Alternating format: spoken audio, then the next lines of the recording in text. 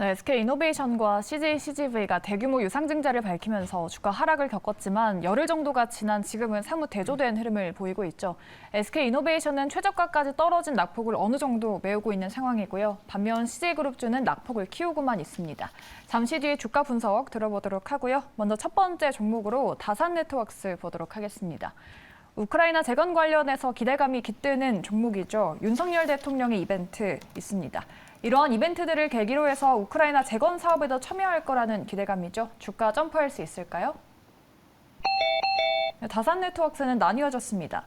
오늘 상한가를 기록을 했고 이벤트도 두 개나 있죠. 나토 정상회의, 폴란드 국빈 방문도 있는데 그런 모멘텀을 봐도 오늘의 주가 상승은 조금 과도하다. 아니요, 그 주가는 더 올라갈 텐데 뭐 내일 만약에 이제 또 급등 출발을 하게 되면 거기서 이제 과연 얻을 수 있는 룸 자체가 얼마나 될까. 그래서 차라리 지금 상황이라면 이제 후속주로 움직이는 이제 뭐 RBK그룹이라든지 네. 차라리 이제 대한광통신 같은 뭐 예를 들어서 전력망을 납품을 하게 됐을 때 직접적인 수혜를 받는 기업들로 보시는 게 조금 더 낫지 않을까라는 생각입니다. 물론 이런 테마에서 대장주를 잡는 것은 단연 옳다라고 생각을 하는데 네. 다산네트워크스 같은 경우는 이전에 이미 점상을 하고 주가가 바닥권에서 거의 2배가 올라간 상태에서 단기 조정 이후에 다시 한번 뚫어주면서 이미 바닥권에서는 2배 이상이 올라간 상황이거든요. 여기서 한 번 더 급등이 나오면 한 8,000원대, 9,000원대 될 텐데 이게 아마 시가도 갭을 띄어서 움직일 확률이 상당히 높아요. 그러면은 이 상태에서 만약에 갭까지 띄어서 움직이면 바닥권에서 한 250%에서 300%가 단기간에 튀긴 상황인데 여기에서 쫓아가기가 상당히 좀 힘들다라는 거죠. 그래서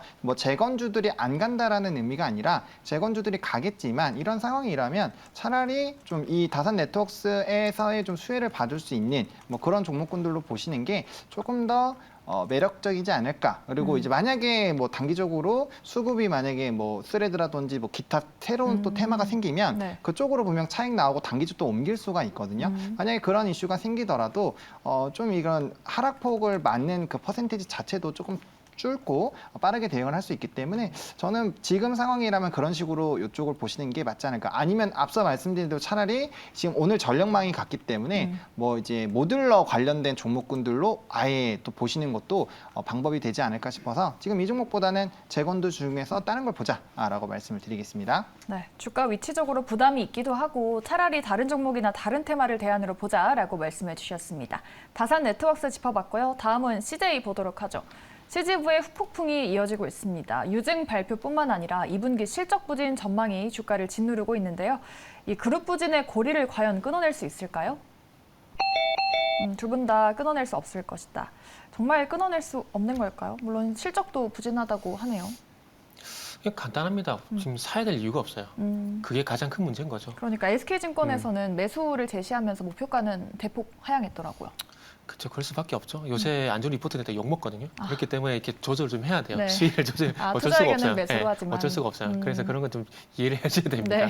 그런데 가장 중요한 건 그런 리포트가 있음에도 불구하고 제가 드리고 싶은 얘기는 CJ를 사라 그러면 누가 살까요? 지금 그치. 분위기는 살 사람이 그쵸. 없다라는 거죠. 그리고 뭐 이제 뭐 현물출자라든지 그리고 CACGB가 유상증자를 하게 되는데 뭐 참여한다든지 지금 뭐 재무제표 보게 되면은 그렇게 뭐 재무제표 나쁘지가 않아요. 뭐 이런 거 참여한다고 하더라도 그렇게 나빠질 건 없다라고 봐지거든요. 지금 현재 상황에는. 네. 근데 이렇게 참여를 하게 되면서 지금 좋았던 것들이 앞으로 이 재무제표상 그러니까 회사 내 유동성 이런 것들이 나빠지지 않을까라는 그런 걱정 때문에 좀 많이 주가 꺾이는 것 같아요. 그리고 가장 중요한 건 살 이유가 없다고 말씀드렸는데 네. 뭐 CACGB가 안 좋다고 하더라도 다른 데서 모멘텀이 있다라면은 뭐 CACGB를 CJ를 안 좋게 볼 필요가 있을까요? 아닌 거거든요. 그러니까 뭐 가장 명료한 답은 그건 것 같아요. 살 이유가 없다는 부분들. 그리고 뭐 CACGB 계속 얘기가 나오고 있는데 네. 이제는 뭐 좀 트렌드가 바뀌었다라고 봐야 되지 않을까요? 요새는 뭐 넷플릭스 얘기하게 되면서 OTT 얘기 되게 많이 하잖아요. 네. 뭐 물론 멀티플렉스 뭐 데이트 하다 보면 뭐 가는 경우도 있겠지만은 전반적인 트렌드가 멀티플렉스보다는 이제 OTT 뭐 넷플릭스 이쪽으로 많이 바뀌고 있는 추세잖아요. 영화관을 잘 안 간다. 네, 네. 예전 뭐 가긴 가지만 예전보다는 좀 많이 안 가고 그리고 예전보다도 흥행작이 또 많이 안 나오잖아요. 맞아요. 최근에 범죄도시 3 외에는 뭐 저 개인적으로는 이렇게 흥행작이 나온 게 기억이 없거든요. 네. 그러니까 많은 분들이 관람을 하게 되면서 흥행작이 많이 나오는 이런 분위기가 만들어져야 CJ CGV에 갈 수 있는 분위기인데 단순히 뭐 유상증자도 문제긴 하지만은 유상증자 외에 이 CJ, CGV였던 영업 환경을 봤을 때 그렇게 녹록지 않다라는 겁니다. 그렇기 때문에 많은 분들이 걱정을 하는 거고 그러다 보니까 그런 회사에 유상증자에 참여하는 CJ, CGV를 걱정스러운 눈초리로 볼 수밖에 없다라는 것들이죠. 그리고 중요한 건 시장이 오늘도 하락을 하고 있지만은 네. 그래도 대안이 계속 부각이 되고 있다는 점을 봤을 때 계속해서 소외가 될 수밖에 없는 그런 상황 쪽으로 계속 이렇게 내몰리고 있는 것 같아요. 그래서 그런 것들 좀 빨리 탈출을 해야 그때 가서 CJ에 대해서 관심을 네. 가지지. 그게 아니라면은 지금은 딱히 탈출구가 없다라는 말씀드린 게 가장 정확할 것 같아요. 네, 그렇죠. 영화 티켓도 되게 비싸더라고요. 뭐 네. 티켓 비싼데 굳이 영화관 가야 돼 하는 느낌으로. 요새 영화 보면서 모르겠어요. 그러니까요. CJ라는 종목도 굳이 리스크를 안고 매수할 만한 이유는 없다라고 말씀해 주셨습니다. 이 CJ랑 비슷하게 유상증자 악재로 급락하던 SK이노베이션을 다음 종목으로 보도록 할게요. 주가가 바닥을 짚고 어느 정도 반등을 했습니다. 과연 유상증자 쇼크를 벗어날 수 있을까요? 이 종목은 반대로 갈렸습니다. 쇼크를 벗어날 수 있을 것이다. SK온의 손익개선 여부가 아무래도 좀 주가 경고점이 될 수 있겠죠?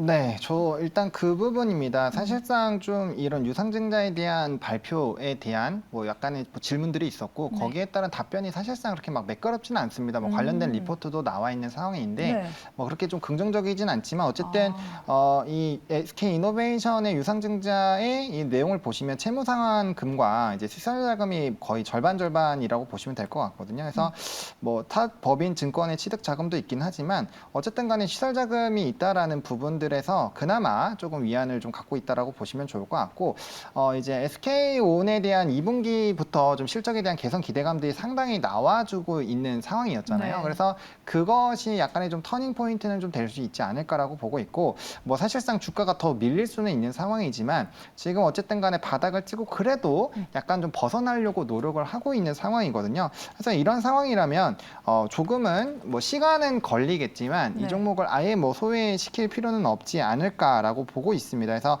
만약에 SK온에 대한 좀 긍정적인 시그널이 나온다는 부분들 그리고 정유 부분도 어떻게 보면은 이제 복합 정제 마진이 바닥권을 지금 다지고 다시 좀 턴을 하고 있는 상황이거든요. 그래서 이 정유 부분에 대한 부분도 결국에는 업황이 턴을 하고 있는 상황이어서 물론 이게 얼마나 빠르게 회복이 되느냐는 결국 중국의 수요가 결정을 하겠지만 어쨌든 그 부분도 좀 바닥 턴을 지나가고 있고 유상증자도 개파락을 맞았지만 어쨌든 이전에 그런 바닥 라인 부분에서 이제 지지가 나오고 있다라는 거 이런 것들은 어쨌든 SK온에 대한 기대감은 여전히 있지 않을까라는 부분들에서 턴을 할 수 있는 기회는 있기 때문에 뭐 지금 당장 동그라미라고 해서 매수를 하시라는 거는 아니고요. 그런 이제 SK온에 대한 가시화들을 확인을 해보시면서 충분히 좀 대응을 해보시면 좋지 않을까. 그래서 CJ랑은 약간의 좀 차이가 있는 관점으로 말씀을 드리겠습니다. 네.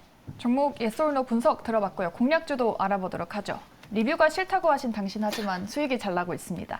한 달도 안 된 종목들이고 요즘 시장이 안 좋았는데도 수익을 주고 있어요. 일단 세종공업이 6% 넘는 수익이고 포스코 DX가 무려 37% 넘는 수익이거든요. 포스코 그룹주가 최근에 흐름이 좋은 것 같은데 간단하게 한번 코멘트해 주실까요? 포스코 DX는 제가 지난주에 팔라고 안 했었나요? 저 기억이 안 나네요. 약간 차익 매물 나올 수도 있다 말씀해 네. 주셨죠. 그래서 지금 같은 시장이면은 수익이 네. 났을 때 확보하는 게 좋지 않을까 싶고요. 그리고 세종공업은 6% 갔다가 오늘 좀 밀렸는데 네. 요거는 홀딩하세요. 세종공업은 홀딩을 하시고 요거 가지고 먹고 나오기 좀 아까워요. 그리고 오늘 뭐 음봉이 나오긴 했지만 그러면 조금은 더 지켜볼 만한 필요가 있다고 판단이 들기 때문에 뭐 간단히 말씀드리면 21선 이탈 안 하게 되면은 네. 뭐 가져가셔도 될 것 같습니다. 아직까지는. 네. 포스코 DX 리뷰해 주신 뒤로 오늘도 상승이 나와서 여쭤봤고요. 세종공업은 홀딩 관점 주셨습니다. 우리 본부장님은 어제 목표가 터치했던 종목 3개 리뷰를 해드렸잖아요. 아이패밀리 SC, LX 인터내셔널, 성광밴드 말씀드렸는데 그래서 오늘은 다른 종목 리뷰 한번 해볼까요? LS 일렉트릭. 네, 뭐 이전에 HD 현대 일렉트릭을 먼저 좀 말씀을 드리긴 했는데 네. 뭐 근데 저 변압기는 뭐 저는 계속 좋다라고 봅니다. 왜냐하면 산업적인 사이클 자체가 뭐 10년 내에 최고치고 북미에선 25년과 40년 노후 변압기들을 다 교체를 해야 되거든요. 그것만 하더라도 사실상 또 최대 실적이 나올 수 있는 상황인데 뭐 신재생 에너지 설치량들 늘어나면서 변압기에 설치해야 되죠. 뭐 우크라이나 같은 곳 유럽들도 그렇고 사우디에서의 좀 대규모 건설들이 나오면 거기서 당연히 변압기 좀 추가되겠죠. 게다가 요즘엔 배 자체를 배터리로 만드는 부분들이 있기 때문에 뭐 관련된 게 일본 쪽에서 조금 수요가 나고 있는 걸로 알고 있습니다. 그래서 어쨌든 그런 것들도 조선 쪽에서도 변압기에 대한 수요가 늘어나고 있고 게다가 이 전기차 쪽에서 충전소를 설치를 하게 되면 뭐 당연히 변압기 필요합니다. 그러니까 그런 전반적인 분위기들이 너무 좋기 때문에 저는 뭐 수주량, 실적, 계속적인 우상향이 나오지 않을까라고 생각을 하고 있고요. 뭐 당분간 이 최대 사이클이 이제 시작이 돼서 올 초부터 턴어라운드가 되고 있기 때문에 뭐 적어도 한 1년 반 정도까지는 긍정적인 시그널들이 나올 확률이 상당히 높다라고 보고 있기 때문에 계속적인 우상향 좀 기대를 해보셔도 괜찮지 않을까라고 생각을 하고 있습니다. 네. 두 분이 든든하게 수익을 잘 주고 계셔서 오늘 종목을 기대 안 해볼 수가 없습니다. 두 분이 가져오신 공략주 통해서 다음 주 어떤 종목을 눈여겨봐야 되는지 알아보도록 하죠. 공략주 바로 열어보도록 할게요. 네, 팀장님은 한일화학, 본부장님은 SL을 가져오셨습니다. 한일화학, 이번에 그 중국 수출 규제 이슈 때문에 상한가 기록을 하기도 했었죠. 네. 제일 잘 가는 종목이 대장이다. 그렇죠. 그리고 지금 시장상은 뭐 단계 수익 나면은 단계 급등이 날 만한 걸 봐야 될 것 같아요. 그리고 상승 나온 종목들이 이제 상승으로 가는 그런 판단을 좀 했거든요. 네. 그러다 보니까 오늘 한일화학을 좀 선택을 했고요. 그리고 개인적으로 이 종목을 말씀드리고 싶은 프로그램이 있었는데 거기서 얘기를 못해서 너무 아쉬웠거든요. 뭔지는 예. 말씀 안 드리겠습니다. 네. 그래서 어쨌든 이제 한일화학 같은 경우는 말씀하셨듯이 갈륨이라든지 게르마늄 이제 수출 제재 이런 이슈들인데 그와 관련돼서 좀 보시면 될 것 같습니다. 그래서 그쪽 어떤 연결고리가 있는지만 좀 말씀을 드릴게요.